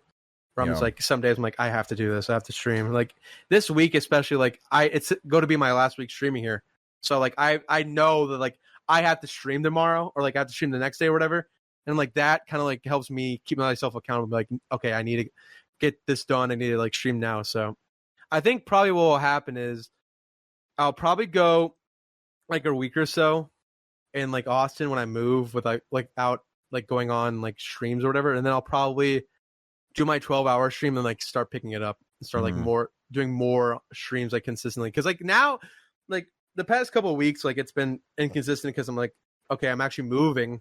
I kind of want to spend time with my family, hang out and shit. So I just kind of like stream what I want to. But when I move out, it's like I can do whatever I want. I can stream at any time. Somebody's gonna like get upset that I'm streaming late. Is your family sad or happy that you're leaving? Both. Because I'm the first one to leave my family. So my mom was like telling me like you're my heart, Jack, and I was like, oh, sorry, I'm moving. But she's like, don't think of me crying as like me being upset that you're leaving me. More so like, you know, you're growing up and shit. You know, like you're moving out. You're actually doing all this. That's like, very sweet. I'm happy for you. And like that's kind of like what it is. Like I don't know, honestly. Like I thought like maybe I would cry, but my mom cried, and I was like, oh, I'm kind of fine. So I'm just like I here's the thing, right? It's like I would be down to cry about this. But like I have to get on a fucking flight, and I don't want to like get on the flight. I'm like, here's my ticket, and I have to like fucking sit down and then be like puffy eyes or whatever. But yeah, it's a moment of like being happy that I'm moving on with my life and like moving towards greater things. But it's also like I'm kind of like I'm moving out. Like all those years kind of flew by, and like now it's the moment. You know, I'm actually moving out. Yeah, because it's been like in talks for a while, where it's like like 5 million times like I'm gonna move to Denver. That doesn't happen. Oh, I'm going to move to California. That doesn't happen. Oh, I'm going to move to Texas. And it's now actually finally happening. And it's like, it's just kind of taking a toll on my mom, my dad, and be like, oh, he's actually moving on. So, yeah. That's both hype, sad man. and happy. Saturday. It's hype. Saturday. I'll be flying upwards to Detroit. Damn, you're moving to Detroit. Why. Moving to Detroit. Everyone thought, hey, he's going to be moving You want to be close Detroit. to Eminem. Exactly, and I'm gonna be like, "Yo, Eminem, I got some bars to spit." Like, ooh, that's kind of cold, and then I'll get signed to him and Jay-Z. But yeah, I have to fucking. That's the thing about Austin flights, it's so stupid that I can fly straight from here to LA, which is a farther distance, with one flight. But if I want to go to Austin, I have to fly upwards, and then fly from that point back downwards to fucking Austin. Like, I don't get it. It's a really fucking weird process. So I had to choose Detroit. Damn. So it'll be interesting. You ever been to Detroit? I've drove through it. I've never actually like been like, I'm going to visit Detroit. There's never been like a real reason for it. You know? Yeah.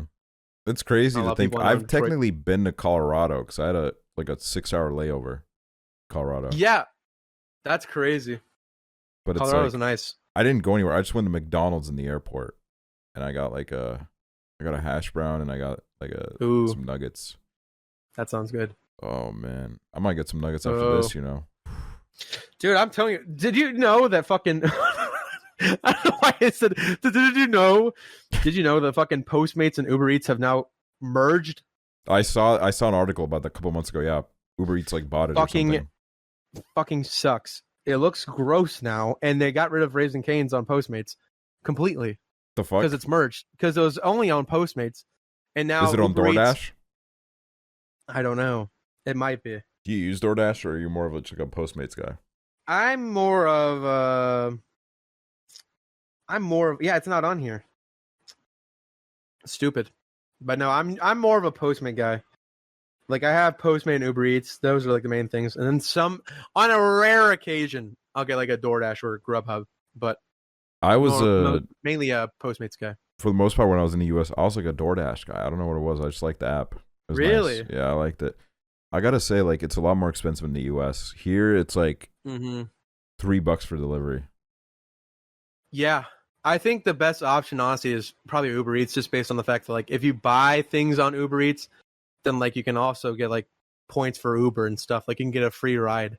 Oh, damn, whatever. Really? I never realized that. Yeah, because I realized that when I was looking at my Uber points, I was like, damn, I can actually, like, I didn't realize, like, how much I was buying on Uber Eats, and I, like, all the points, like, stacked up. It's like, oh, I can have, like, this discounted for, like, an Uber ride. So, like, actually, that helps because, like, who knows how many times we'll be Ubering around in Texas because, Yeah. I mean, there are 2 cars, both of which Jeeps. I don't understand, how long that will last. If there's just going to be 2 Jeeps, I think that we should trade them in, but 2 Jeeps and interesting. the Koury Jeeps you're talking about, yeah. The Koury Jeeps, not my Jeeps. They asked me, they said, are you bringing your car? Don't have a car. Used to. Broke Dad boy. sold it. Broke bitch. I'm a broke bitch. I don't have a car either. I don't have a license. You ever want to have kids? Great transition. You're good at these transitions, man. When I think about it, I'm like, yeah. But then I think of the reality of it, and I'm like, no. Oh, like, if I could just, like, man. go into a coma for, like, 4 years with a kid, and then they wake up and they love me, and they're done parenting and all that shit, I feel like I'd be like, okay, I'm down. Maybe, like, adopting even. I don't want to fuck my kid up, Yeah, exactly. Like, I know me. I would have to be in a comfortable point in my life to really be like, okay, I'm going to have kids. Like, I can't see that for the next, like, God, like 20, I want to say 20, like 20 years, honestly, like, or late 30s, early 40s, like, maybe. No, yeah. But then I'm like, and then again, it's like, I don't want to be the old dad. Yeah, you're going to be the sugar daddy. You're going to have, like, a fucking young wife, kids. Yeah, exactly. You're going to be the gross old man. I'm like, hey, what's up, everybody? And then, like, my fucking 30-year-old wife. I just feel like, I'll say never because I might meet a person that I'll fall so deeply in love with that I'll be like, I want to impregnate you, or I want to adopt with you. Anything. It's a gross way to say I want to impregnate you. That's a really gross thing to say. But it is. The more I'm thinking about it, it's really gross that he said that on a podcast. But number 1 podcast in Lithuania, bro. Number 1 in Lithuania, yeah. Woo! Shout out to Lithuania. Number 1 comedy interview podcast in Lithuania. Fucking awesome. But I just really, it's a huge responsibility because if you're even a little bit lazy when you're raising your kid might get super fucked up down the line. You're at a store with your 3-year-old kid, and your kid's crying on the floor, being like, I want an ice cream, and then you give up because you don't want to deal with it. That's gonna reinforce some sort of fucked up, like, moralities in your kid, and your kid's gonna grow up to be like Jeff Bezos, who, like, is literally the worst person alive. So it's like, you really gotta, like, you cannot be lazy, and I'm pretty lazy sometimes. So it's like, I gotta get past this, like, laziness in my life, and also, like, you gotta sacrifice a lot for your kid. And I, like, dude. Oh, dude. The reason why I can't even get into a relationship is because I don't want to sacrifice shit for, like, a relationship. So I'm gonna do that for a kid. I mean, I would if if you kind of look like me. If a God knows a little surprise pops out, surprise. I'll do it. Wasn't expecting it. I'll have to do it. I don't want to. I don't want to be like the men in my family. I gotta be different. My cousin has 3 kids. He's a great father. He's cool. Shout out. My sister. Shout out to that cousin. That's the thing is, like, my cousin has, like, 3 kids. My fucking sister has 2 kids. Like, the fuck do I need to have kids for? Exactly. You can be the uncle that goes, hey, everybody. Exactly. And you're like, he's the guy that's on YouTube. And I'm the cool YouTuber uncle. Like, when I was hanging out with my cousin, like, I think it was, like, before, like, 2019 VidCon, it was, like, I was staying at his house before taking the flight. I was like, my cousin was like, my I don't know what the fuck my cousin's kid would be to me. I don't know, kid. The kid was like, hey. Yeah. The kid was like, hey, what do you do for work? And I was like, I don't know if I, like, because here's the thing, like, I don't want to intrude on anyone's parenting. I don't want to be like, I don't know if their kid knows about YouTube. I don't want to plant that worm in their brain. And then they're, like, using the iPad at fucking however old. Like, I need the iPad for everything. Exactly. Like, my cousin's, like, very, like, anti-technology. He doesn't even have a fucking TV, which I mean, Damn. yeah, it's crazy. But like I was just like, I don't know. And then my cousin was just like, he's a YouTuber, and I was like, oh. And then she was like, cat's out the bag. Yeah, she was like, can I watch? Like, I have never seen your videos, and I was like, I don't know if they're for you. Yeah, I have to tell that to my little cousin. I'm like, listen, my videos are definitely not for you. I swear a lot, and I can't. You can't really watch that because I don't want you going around the house saying fuck shit, all that shit. Like, I don't want my little cousins like taking that in. And it's like that also ties into like the reason why I don't want to get a kid right now is like I have to like really make sure like my words aren't like terrible. Like if I like keep accidentally swearing around the kid, they're going to be like fuck shit piss. I'm like hold on, you shouldn't be saying that. Then when you tell them not to say that, they go that's funny. I'll let my kids swear. I don't give a fuck. But then they start swearing at teachers, and they go, "Your little toddler was harassing me." I'll argue with the teachers. I'll swear at the teachers too. I'll say, "Fuck you, asshole." I'll say, "Fuck you, bitch." Fuck you, bitch, teacher. You fight them. Boom. One punch, knockout. Yeah, see, I become one of those entitled parents where I'm like, my kid is the cool. See, that's the thing is, I would be one of those parents. I'd be like, my kid is the fucking best. Like, it's just, this is my kid. It's the best. Like, I'm not gonna raise. He looks just like me. He looks like. Look at him. He looks like me. I'm not gonna raise some schmuck. All right, my kid's gonna be fucking awesome. My kid's gonna be sick. My kid's gonna be funny. They're gonna play football and they're gonna be good at baseball. All right, yeah, they're gonna be the good American boy. See, now I'm actually starting to understand the perspective of the parents when they want to like mold their kid into something. Because I'm gonna fucking. They wanted them to be.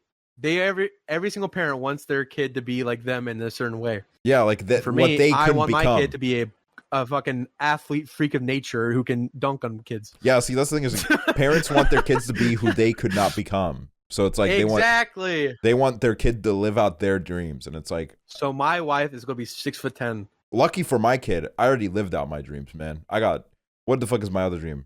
I don't want my kid to be a YouTuber. I want to go to Japan. Yeah, I don't want my kid to fucking become a YouTuber. That's mental illness. I would have like he comes to me like, Dad, is this thumbnail good? I'm like, no. I'd rather he become how do you use Photoshop? What are you using? Yeah, I'd rather he become like a fucking Wall Street banker who like forecloses on homes and shit. That's at least like easier money. You go, what about this? They're like they're the Keemstar thumbnail maker where they like, I made it in Microsoft Paint. I'll sit them down and be like, don't you dare ever do that again. If my kid was the Keemstar thumbnail maker, I would disown him immediately, kick him out. I don't give a fuck. That's my limit. I'll steer him down. I'll be like, listen, you motherfucker. Like, get out of my house. You're not my son. You're my daughter. Like, can't believe this, honey. How long has this shit been rolling for? Holy crap. I don't know. Let's 1 hour, 37 minutes. We'll do like 10 more minutes.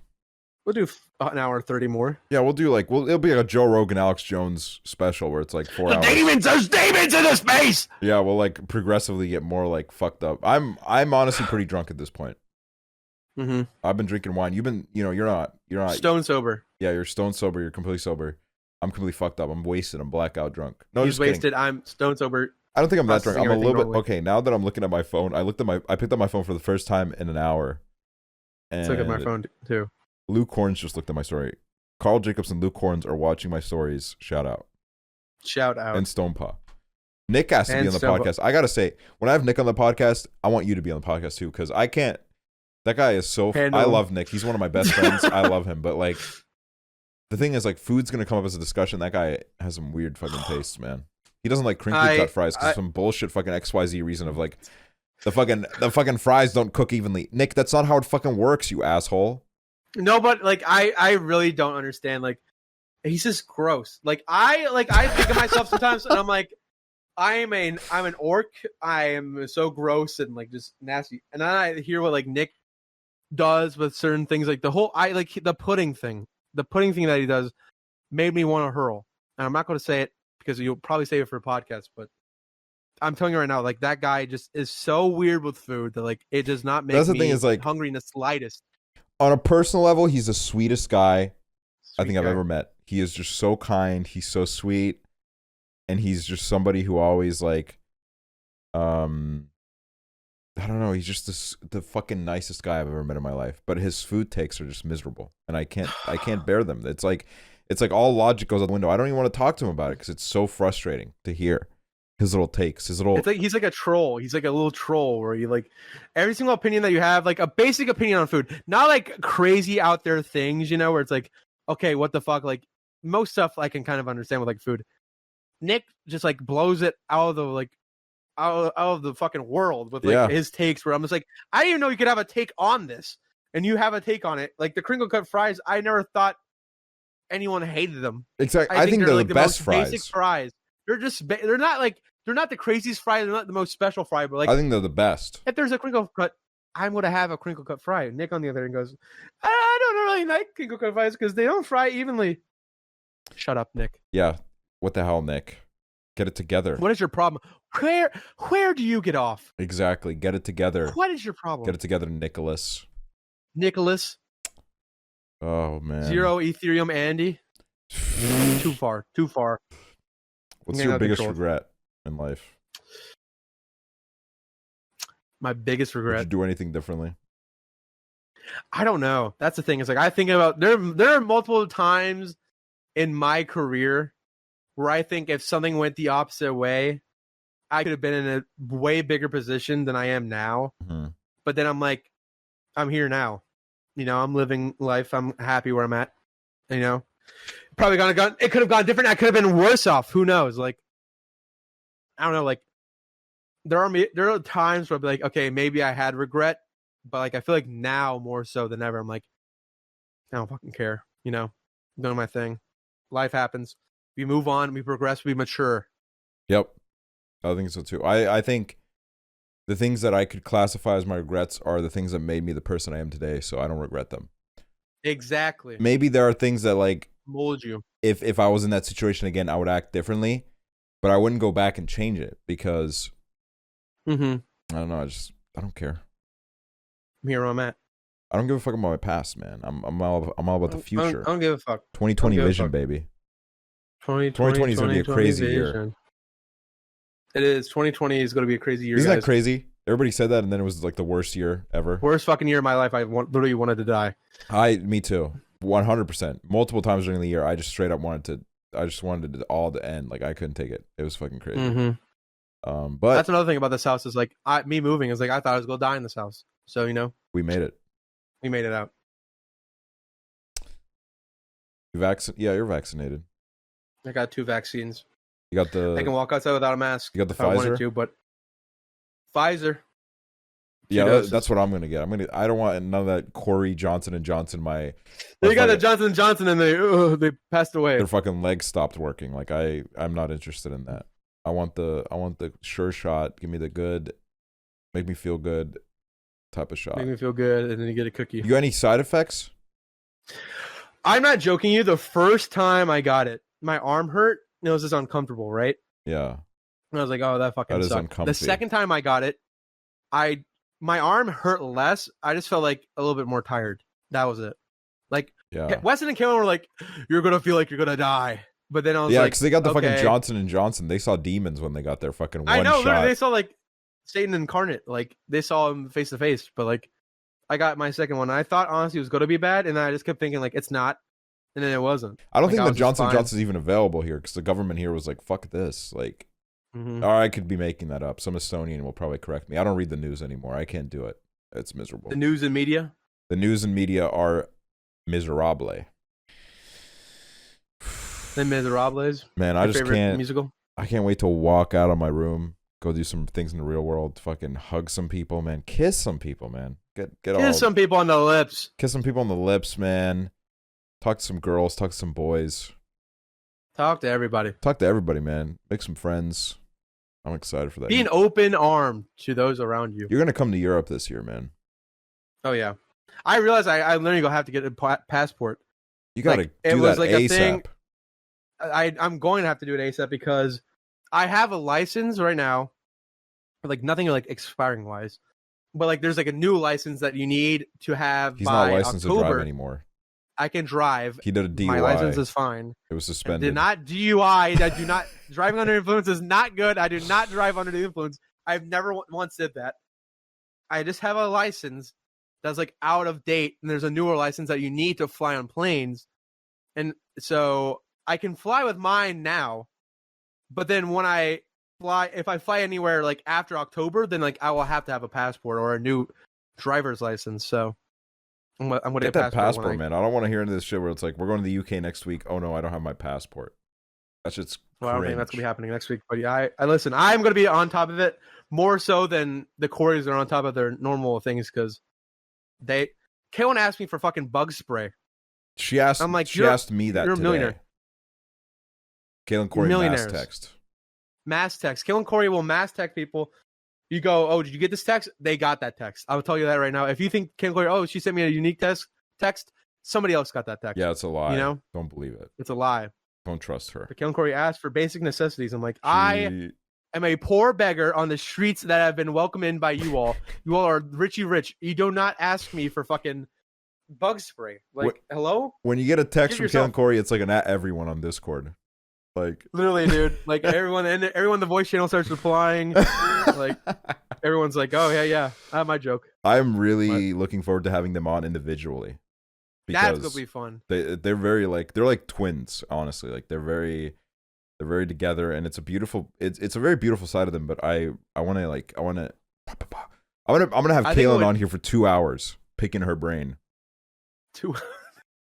I think what you should do though, this is something that I thought of. I think you should do it like Fast Money and Family Feud for both of them, right? Mm-hmm. Where you ask both of them a set of same questions see how different their answers are. But like make it about them. Good. Like, what do you think about like what's a good quality about Kalynn? What's a bad quality about Kalynn? Like, but like for both of them. So then like you go, what's something about Weston that annoys you? Or what's something about Weston that you really enjoy or whatever? And like Singe and Drowning channel and that shit. Like that'll be interesting to see like what they have to say because I know for a fact like to an extent it's kind of different. Yeah, but.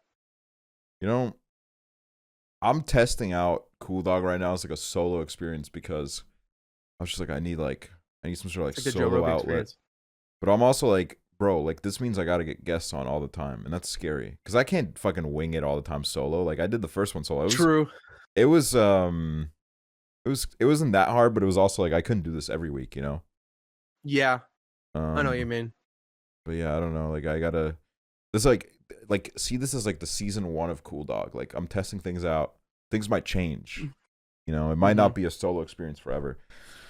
Me and Weston were talking about it, and he was like, we should do a Core 4 podcast someday. And I was like, yeah. That'd be fun. Yeah, that'd be fun. And when we do it in house, that'll be awesome. So fun. Yeah, we could have our we can sit around. Austin friends come over. Have our stories told. Maybe someday COOLDOG will have a co-host. The Core 4 campfire. True. Oh, that's an awesome. We sit outside. The campfire, the campcast.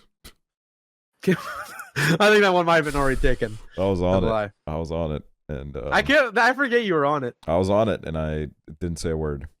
So, but it's what it is. Well, now you have your own podcast. Thank you for joining us today on the COOLDOG. Thanks for having me. Pod, #1 podcast in Lithuania. Number one, baby. Nobody else. Shout out to Jonas because it's at the end of the podcast, and only we will know who that is. But exactly. Shout out to Jonas. I know you're listening. But it was a pleasure having you on. I will definitely have you on again. Thank you. I appreciate that. Thank you, Chef. It's been a great experience. Listen to us on Spotify, Apple Podcasts, Google Podcasts, Pandora, YouTube no Music, Pandora, Snapchat Radio. Snapchat Radio. Yep. Get us on there. Groupon. And yeah, I'll catch you guys next time in the doghouse. Bye, guys. Do you have any last words? Bye, guys. Twitch.tv/Hoover. Twitch.tv/Hoover.